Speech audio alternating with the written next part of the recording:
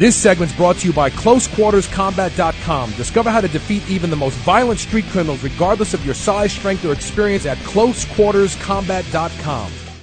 One of the bottom line foundations when it comes to applying self-defense techniques to a street self-defense scenario is in the efficiency that you apply to your self-defense techniques. What I mean by efficiency is this. You need to make sure that the techniques that you're using to defend yourself are easy to learn, that they don't require a lot of complicated movements, that they don't require years and years of practice in order to perfect.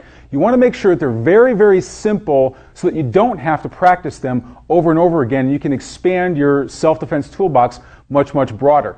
You also want to make sure that any strikes that you use are very, very easily to reach their target very quickly. You want to make sure, the shortest distance between 2 points is a straight line. So you don't want to use techniques that aren't easily used rapidly so that they reach their target very, very quickly. The other thing is you want to make sure that they're very, very simple in movement, because when you're in an adrenalized state, when you're in a real street self-defense scenario, your brain is not going to allow you fine motor skills. You're going to be really restricted to gross motor skills, very basic movements, because in that adrenalized state, your body's not going to be able to remember the complicated techniques that you might have learned in the relaxed atmosphere of your dojo.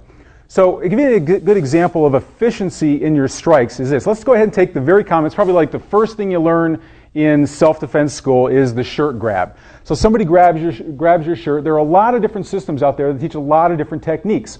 So very, very commonly you'll see, one of the ones I learned the very first day of self-defense school for me was to come around, trap the arm, come through, trap the arm here, and then you follow up with other techniques. Another one that you see a lot of people use in different karate systems is to come over, grab the hand, bring it around like this, come through with an arm bar, follow up with other strikes. There's all different sorts of methods that people use, but with all of those, no matter what you're doing, if I reach across like this, while I'm struggling to get his hand, even if I practice it, again, in a street fight situation, you're going to be adrenalized. So it's very, very hard to come up here, grab it just the right way, and bring it. While I'm doing this, I've got a left hook coming straight to my head. So what is wrong with this? It's not efficient. It doesn't follow that checklist that I just gave you. What is efficient, instead of focusing on this hand, what's wrong with just right hand coming up, palm heel to the nose? Forget the hand. If he's in distance where he can grab my shirt, then why can't I just reach up, palm heel straight to the nose, and drive his head back? At that point, his brain goes from being offensive, where he's got a grip and a cocked hand, to being defensive, because now he's trying to maintain his balance. Now he's trying to deal with the pain of the blow that I just gave him. So, with all of the techniques that you learn, whether it's from your self-defense school, whether it's from a DVD that you learn, whatever it is, you want to run it through that checklist. Is it easy to learn without having to perfect it over months or even years?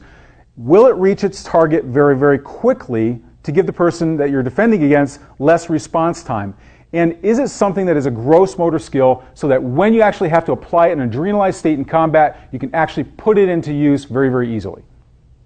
This segment's brought to you by CloseQuartersCombat.com. Discover how to defeat even the most violent street criminals regardless of your size, strength, or experience at CloseQuartersCombat.com.